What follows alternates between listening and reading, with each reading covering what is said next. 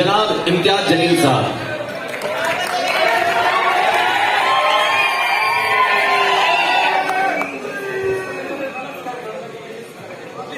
मेरे जो सामने लोग खड़े हुए हैं और प्रेस वालों के सामने आ रहे हैं, मेहरबानी करके थोड़ा सा साइड में हो जाइए।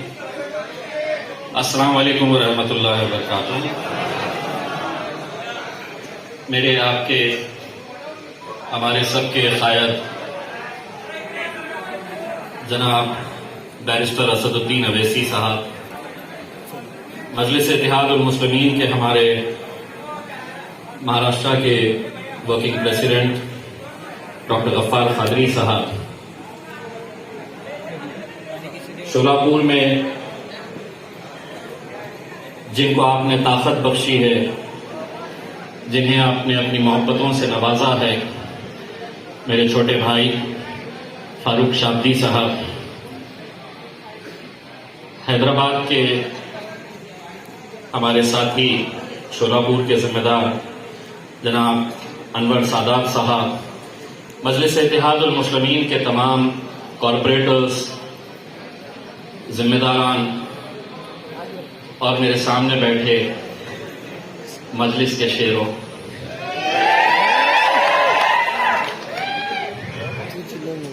नफरतों की सियासत को चिकनाचूर करने हम आए हैं, तोड़ने इन हुक्मरानों का गुरूर हम आए हैं। ऐ खुदा हमारे इस सफर को कामयाबी अता कर, मोहब्बत का पैगाम लिए हम शोलापुर आए।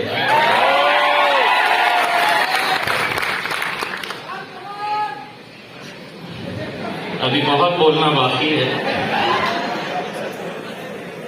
ये किस ज्ञानी ने कहा है, सबसे पहले तो मैं यहां मौजूद पत्रकारों से पूछना चाहता हूं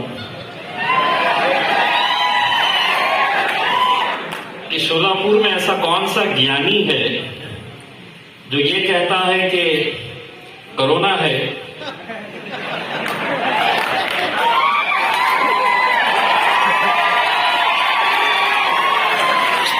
क्या दुनिया बता रही,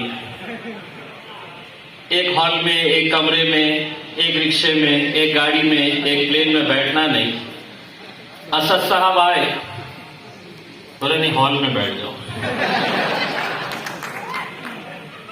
मुझे दिक्कत इसी बात के ऊपर है कि हर रोज रात में ये जितने भी ज्ञानी हैं कोरोना के साथ वार्तालाप करते हैं, चर्चा करते हैं। अब अगर खुले मैदान में इजाजत दे देते, हम आराम से दूर दूर बैठते।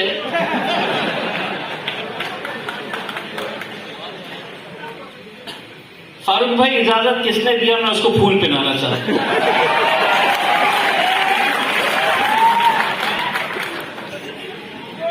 नहीं, आप मुझे खुद बताइए, शाम में 6 बजे तक सब खुला रहेगा, 6 बजे के बाद सब घर में चले जाना, ना बोले क्यों? बात हुई?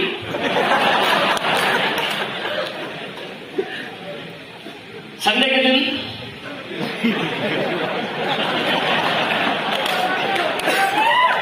नहीं, बोले पब्लिक घर में रहती तो कोरोना भी थोड़ा आराम करना चाहता। अब मैं इतना बहस कर रहा, इतना लड़ रहा था, ठीक है हम भी जानते हैं कि कोरोना है, हमको पूरी एहतियात बरतनी चाहिए, लेकिन जब ऐसे फैसले होते हैं तो कहीं ना कहीं हमें भी लगता है कितनी ज्ञानी सरकार महाराष्ट्र के अंदर बैठी है। अगर 3 पहियों की गाड़ी के ऊपर चल रही है तो आप समझ सकते हैं कि उनके दिमाग का लेवल कितना होगा। आज हमें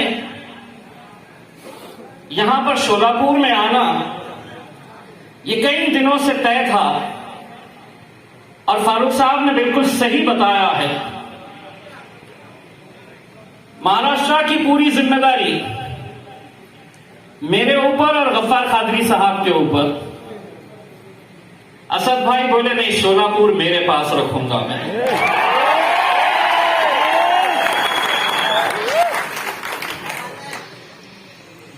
ये आप लोगों की खुशनसीबी है मेरे भाइयों कि आज अल्हम्दुलिल्लाह, मुझे ये नहीं पता है, कुछ शहर और महाराष्ट्र के ऐसे हैं जिनका असद साहब का एक दिल का रिश्ता है, जिसमें एक शहर मेरा है औरंगाबाद, तो दूसरा शहर फारूक शाब्दी का है शोलापुर। चुनाव तो फारूक मेरे पास भी होने वाले हैं, आपके पास भी होने वाले हैं। अब आवाम तय करेगी कि असद साहब को मोहब्बत कौन ज्यादा करता है, शोलापुर करती है या औरंगाबाद करता है।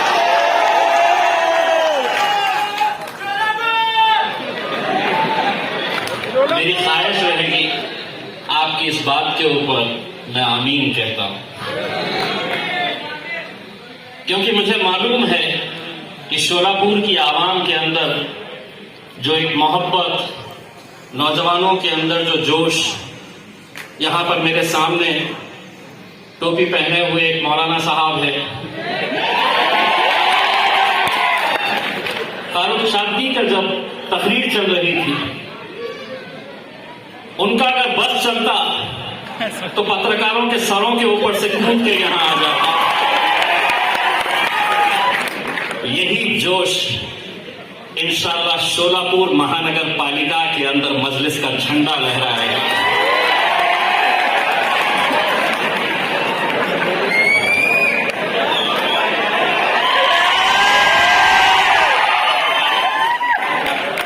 चचा बोले जान की बाजी लगाएंगे।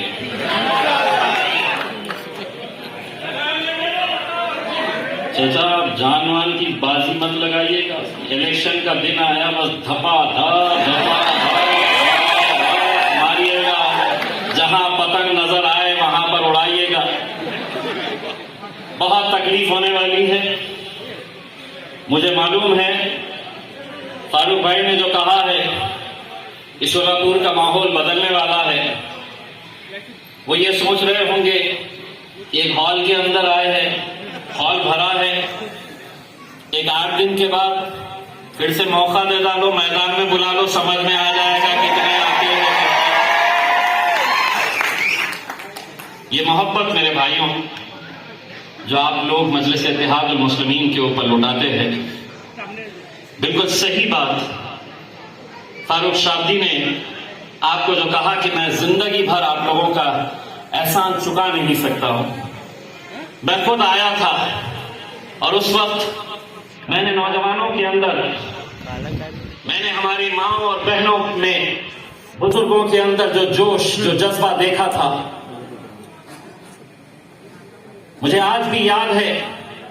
बहुत तेज बारिश हो रही थी किसी एक इलाके के अंदर, वहां पर सभा हो रही थी बादशाह पेट में। तो इतनी जोरदार बारिश हो रही थी, मैंने सोचा कि इस बारिश के अंदर कौन रहेगा, ये सभा हमारी कैंसिल हो जाएगी। लेकिन जब उस इलाके के अंदर मैं गया, उतनी तेज बारिश के बीच में नौजवानों और बुजुर्गों से ज्यादा बारिश में भीगती हुई हमारी माएं और बहनें खड़ी हुई थी। यकीनन हम भी आप लोगों का तहे दिल से शुक्रिया अदा करते हैं। हम भी जिंदगी भर आप लोगों के एहसानमंद रहेंगे। दोस्तों, आज जिस दौर से हम गुजर रहे हैं, वहां पर हर एक के निशाने के ऊपर अगर कोई है तो हम लोग हैं।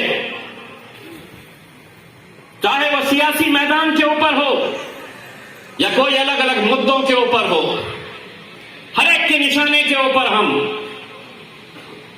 आपको पता होगा, मुझे मालूम है कि शोलापुर में भी बहुत जोरों से तैयारियां चल रही थी। 27 नवंबर को हमने एक नारा दिया था, चलो मुझे मालूम था इतनी आसानी से तो हमें आने नहीं देंगे, इतनी आसानी से हमको इजाजत नहीं देंगे, ये हम अच्छी तरह से जानते हैं। हम मुंबई जा रहे तो क्यों जा रहे थे? क्या हम सिर्फ वहां पर एक ताकत दिखाने के लिए जा रहे थे, या हम कुछ मुद्दों को लेकर आपके बीच में आ रहे थे? हमें मालूम था कि फूलों से हमारा इस्तेमाल तो किया नहीं जाने वाला, इजाजत तो हमें दी नहीं जाने वाली। ये हम अच्छी तरह से जानते थे। किन मंत्रियों के, किन राजनीतिक पार्टी के दबाव के अंदर मुंबई की पुलिस कुछ दिनों के बाद हमें एक पत्र देती है और कहती है कि 27 नवंबर को हम मुंबई में आपके चलो मुंबई के नारे को इजाजत नहीं देते। क्यों? कोरोना है बोले। सारा कोरोना ये हमारे पीछे क्यों लगा हुआ है? आप ये देखिए, पिछले हफ्ते शिवसेना जिसकी सरकार, जिसका मुख्यमंत्री है, औरंगाबाद में एक भव्य मोर्चा निकालते हैं। 2 मंत्री आते हैं, उसमें एक मेंबर ऑफ पार्लियामेंट मुंबई से आता है। एक मोर्चा निकालते हैं, पुलिस की परमिशन नहीं रहती है उसको, उसके बावजूद निकालते हैं। क्यों निकालते हैं ये एक अलग बात है। बताओ क्यों निकालते हैं?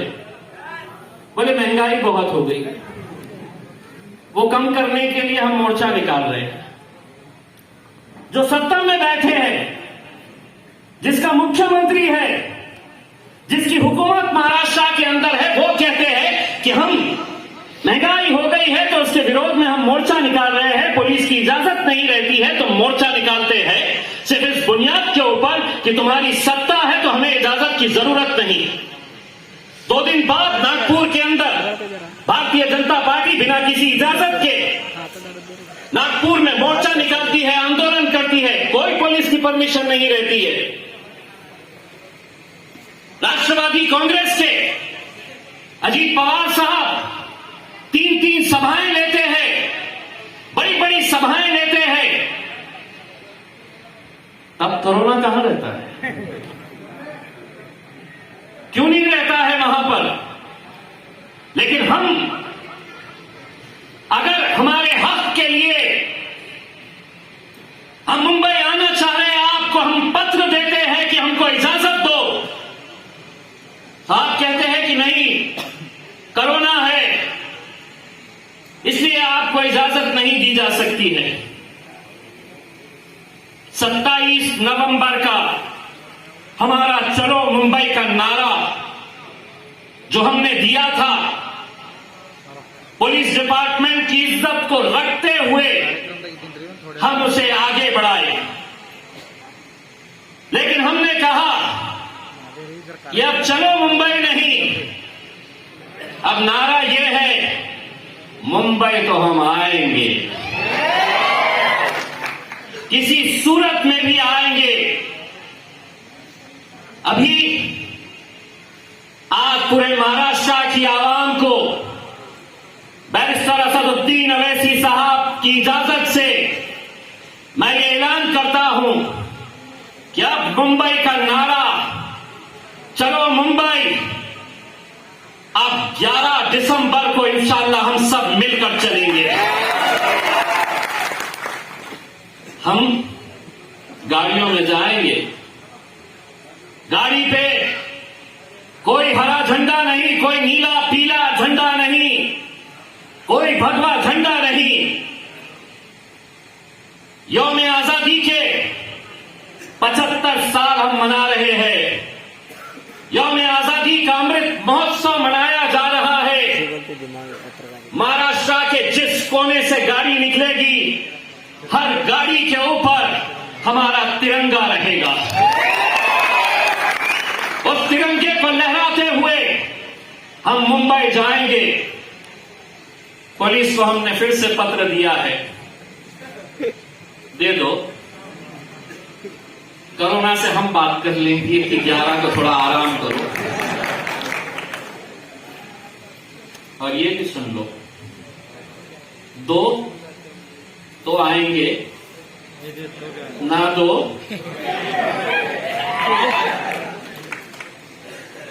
उन्होंने ये कहा अपने पत्र में, अमरावती में, नांदेड़ में, मालेगांव के अंदर जो घटनाएं हुई है उसे देखते हुए हम आपको इजाजत नहीं दे सकते हैं। मजलिस-ए-इत्तेहाद और मुस्लिमीन महाराष्ट्र की पुलिस को यह बताना चाहती है, हम किसी भी तरह के तशद्दुद को, हिंसा को हम समर्थन नहीं करते हैं। लेकिन इस मुल्क के अंदर डॉक्टर बाबा साहब अंबेडकर के संविधान ने इख्तियार दिया है मुझे, जो इख्तियार उद्धव ठाकरे साहब को दिया गया है, अजीत पवार साहब को दिया गया है, वही इख्तियार इम्तियाज जलील को भी दिया गया है, असदुद्दीन अवैसी साहब को भी दिया गया है। कानून 2 अलग अलग कैसे हो सकते हैं कि तुम्हारे लिए अलग कानून, मेरे लिए अलग कानून? ये कतई हम बर्दाश्त नहीं करेंगे। हम आ रहे हैं मुंबई, तो क्यों आ रहे हैं?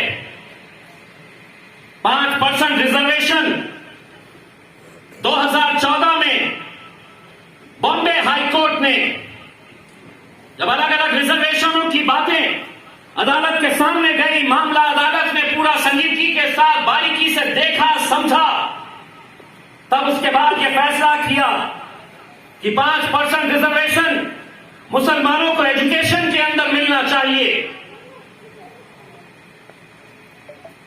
उस वक्त 2014 से 2019 के बीच हुकूमत में बैठे थे भारतीय जनता पार्टी और शिवसेना, ऑपोजिशन के अंदर थी कांग्रेस और राष्ट्रवादी कांग्रेस, समाजवादी पार्टी।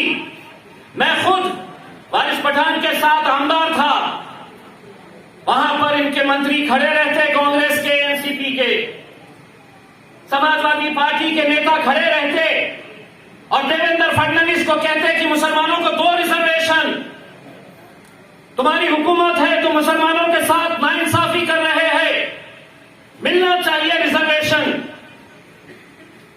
लोकसभा के अंदर राष्ट्रवादी कांग्रेस की member of parliament Supriya Sule हो या दूसरे मेंबर ऑफ पार्लियामेंट कांग्रेस के हो या एनसीपी के, अगर खड़े रहते हैं रिजर्वेशन के बारे में बात करने के लिए, तो महज मराठाओं के रिजर्वेशन के बारे में बात करते हैं। हम नहीं है मुखालिफ उनके, दीजिए आप जिसे देना है, धनगरों को दीजिए, मराठाओं को दीजिए।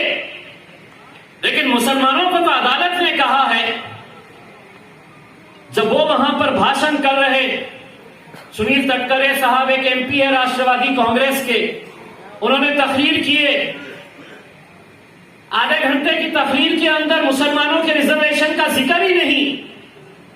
भाषण जब खत्म हुआ तो वो जाने लगे। मैंने कहा कि भाई 1-2 मिनट रुकिए ना, तो बोले क्यों, मेरा हो गया। मैं बोला तुम्हारा हो गया, तुम्हारी धुलाई मैं करने वाला हूं, उसके लिए 2 मिनट बैठिए।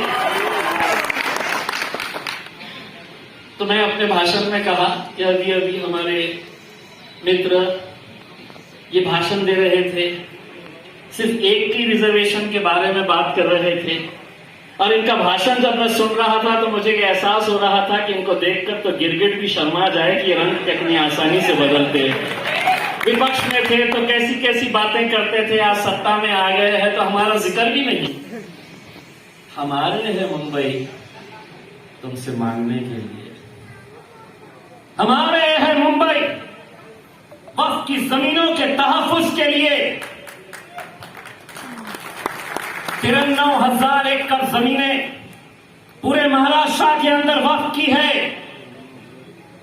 फारूक शाब्दी साहब ने मुझे शोलापुर के ताल्लुक से कई जमीनों की जानकारी दी है। फारूक भाई, मुझे ये बताते हुए खुशी हो रही है, 6 महीने के अंदर 8 FIR रजिस्टर हुए हैं, शोलापुर का भी FIR रजिस्टर करवाऊंगा अगर किसी ने वक्फ की जमीन को हथियाया है। जागीर समझ लिए, लाओ दो, क्या देते दो, लेके जाओ, बाप की जागीर है तुम्हारी। 8 FIR रजिस्टर हो चुके हैं और इंशाल्लाह आगे भी हम करते रहेंगे। इन 93,000 एकड़ जमीनों की देखभाल के लिए आप लोगों को यह हैरानी होगी, जब आपसे वोट मांगने के लिए अगर आए तो उनसे पूछो कि मेरी जो वक्फ की जमीन है पूरे महाराष्ट्र में, उसकी देखभाल करने के लिए पूरे महाराष्ट्र में कितने लोग काम करते हैं? महज 24 लोग, 24। इसका मतलब साफ है, हुकूमतें किसी की भी हो, ये वक्फ की जमीनें हम मुसलमानों से लेके रहेंगे, अपने बेटे को देंगे, अपने भांजे को देंगे, अपने भाई को देंगे।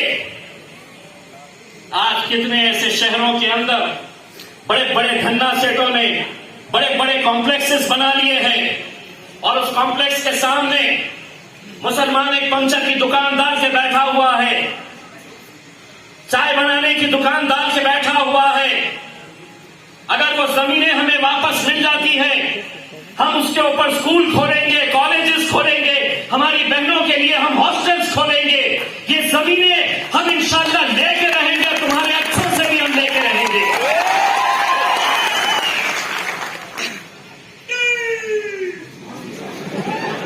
आपसे कहा जाएगा कि क्यों जा रहे हैं। दोस्तों, मैं एक बात कहना चाहता हूं। मैंने ये कहा था कि मेरे सामने बैठे शेरों, तो एक साहब सही समझ लिए शेर है करके आवाजें शेरों के जैसी निकाली। तो मैंने ये बात कही है कि हम लोग 11 दिसंबर को इंशाल्लाह गाड़ियों के काफिलों के साथ हम मुंबई में जाएंगे और वहां पर पूरा अमन तरीके से, शांतिपूर्ण तरीके से हम जाकर हमारे जो सवाल हैं वो सवाल हम उठाएंगे। हम पूछेंगे जो सरकार में बैठे हैं कि आप हमारे वक्फ की जमीनों के ताल्लुक से क्या फैसला करने वाले हैं, आप हमारे 5% रिजर्वेशन के बारे में क्या करने वाले हैं। और एक बात मैं यहां पर तमाम मोहिबान मजलिस को कहना चाहता हूं, ये हमारा कोई सियासी मुद्दा नहीं है। हम मुंबई जा रहे तो इसलिए नहीं कि पूरे मजलिस वाले जा रहे। हम आपसे अपील करेंगे कि मुसलमान चाहे कांग्रेस का हो, चाहे राष्ट्रवादी कांग्रेस का हो, चाहे सेना के अंदर हो या समाजवादी पार्टी के अंदर हो, आप लोग जाओ और उसको भी दावत दो और उसको ये कहो कि इलेक्शन के वक्त तुझे जिसका मफलर डालना है गले में डाल, जिसका झंडा पकड़ना है पकड़, लेकिन हम मुंबई अगर जाएंगे तो मजलिसी या कांग्रेसी या राष्ट्रवादी बोलकर नहीं जाएंगे। हम वहां पर इकट्ठा होंगे तो मुसलमान बोलकर इकट्ठा होंगे और मुसलमान बोलकर जाएंगे। दोस्तों, ये चीज जब तक हम नहीं करेंगे, आज अगर किसानों का बिल वापस लिया गया है, किसानों का बिल अगर आज वापस लिए हैं इस मुल्क के वजीर आजम ने, तो उसकी वजह यह है कि किसानों की एकजुटती, उन्होंने अपनी ताकत दिखाई, इसीलिए यह मुमकिन हुआ। एक धक्का तो हमको भी लगाना है मेरे भाई, एक धक्का हमको भी लगाना है। हो सकता है कि कोई किसी वजह से आ नहीं सकता है, लेकिन अगर नहीं आ रहा है तो उसकी जिम्मेदारी है। कोई पैसे वाला है तो उसकी जिम्मेदारी है कि मेरे ये 4 बच्चे गरीब हैं, इनको बंबई पहुंचाने की जिम्मेदारी मैं लेता हूं। मैं नहीं आ सकता हूं तो मेरी तरफ से ये बच्चे जाएंगे। अपनी जान अपना माल जब लगाएंगे, ताकत बनकर खड़े रहेंगे, आपको कांग्रेस वाले कहेंगे इसके पीछे क्यों जा रहे, वहां पे तो असदुद्दीन अवैसी साहब आने वाले हैं, इम्तियाज जलील बोल रहा तो तुम चले जाएंगे क्या। अब मैं क्या करूं, महाराष्ट्र में इकलौता एक 48 MP महाराष्ट्र में होते हैं, अब इकलौता एक मुसलमान MP चुनकर आया और वो इत्तेफाक से मैं हूं, तो मैं क्या करूं, तुम चुनाकर नहीं लाते हैं तो मैं क्या करूं। अगर तुम लाते, पवार साहब 1-2-4 ला लेते, कांग्रेस वाले 1-2-4 लेके आ जाते, तो यकीन मानो इम्तियाज जलील उनसे कहता कि तुम इसका नेतृत्व करो, मैं एक कार्यकर्ता बनकर तुम्हारे पीछे आता हूं। दोस्तों, अपने इख्तिलाफ, छोटी छोटी बातों को नजरअंदाज करते हुए हमको एक ताकत बनकर खड़े रहने की जरूरत है।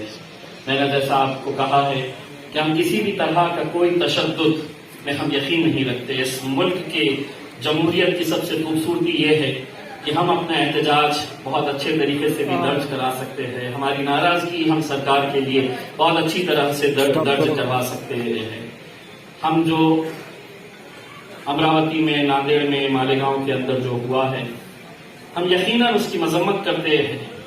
कोई मजहब ये नहीं सिखाता है, और खुसूसन मुसलमानों का हमारा जो मजहब है वो कतई इस बात की इजाजत नहीं देता है कि हम किसी बेकसूर के ऊपर हमला करें। और वही बात जो अमरावती के अंदर दूसरे दिन भारतीय जनता पार्टी के लोगों ने की कि नहीं, हम सड़क पे उतरेंगे, हम जलाएंगे, हम तोड़ेंगे, हम फोड़ेंगे, मैं उनको ये बताना चाहता हूं, इस मुल्क की संस्कृति ये नहीं कहती है। इस मुल्क के अंदर कानून है, कायदे हैं, उसके हिसाब से हम सबको चलने की जरूरत है। मैं आप लोगों से इतनी इल्तिजा करना चाहूंगा, फारूक शाब्दी की एक बहुत अच्छी बात मुझे पसंद आई।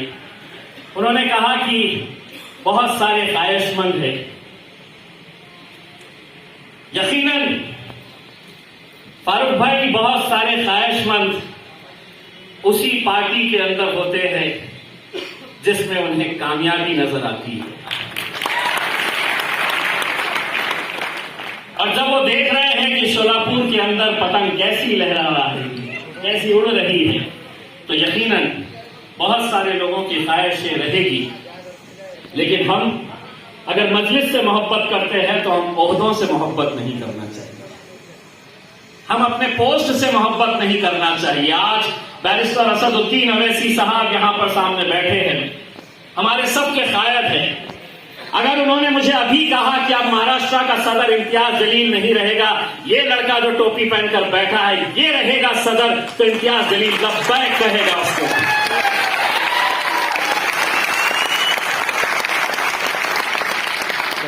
लेकिन हमारे पास, मैं लाया मजलिस को,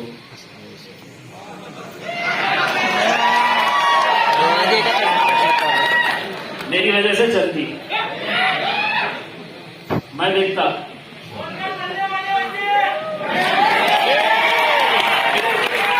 मैं यही बोलने वाला था।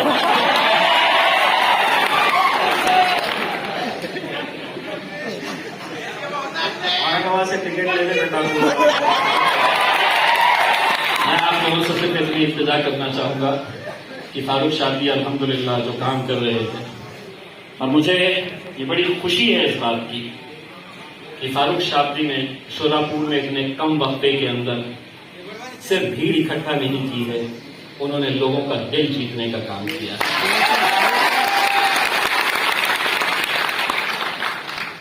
जाते जाते सिर्फ इतना कहूंगा, सुना है कांग्रेस वालों ने शोलापुर में भी जश्न मनाया कि किसानों का बिल वापस ले लिया है। 28 दिन से सुना है कांग्रेस भवन के सामने बहुत सारे किसान आंदोलन के ऊपर बैठे हैं। वहां की बड़ी फिक्र, तुम्हारे भवन के सामने बैठे हैं, 28 दिन हो गए, 28 दिन से बैठे हैं, तो वहां का नहीं। फारूक भाई, उन किसानों से कहना कि तुम्हारी आवाज अगर कोई नहीं उठा रहा है तो इंशाअल्लाह पार्लियामेंट के अंदर असदुद्दीन अवैसी साहब और इम्तियाज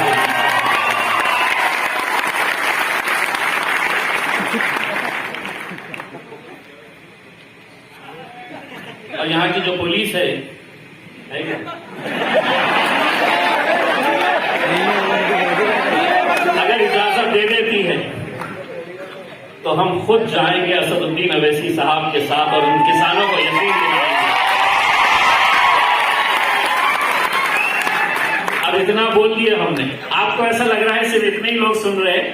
कांग्रेस भवन में हर एक के हाथ में मोबाइल है, सुन रहे हैं।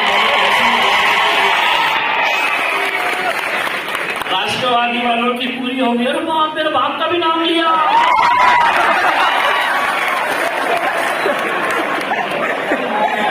और ये दोनों ने अभी किससे शादी की है मालूम?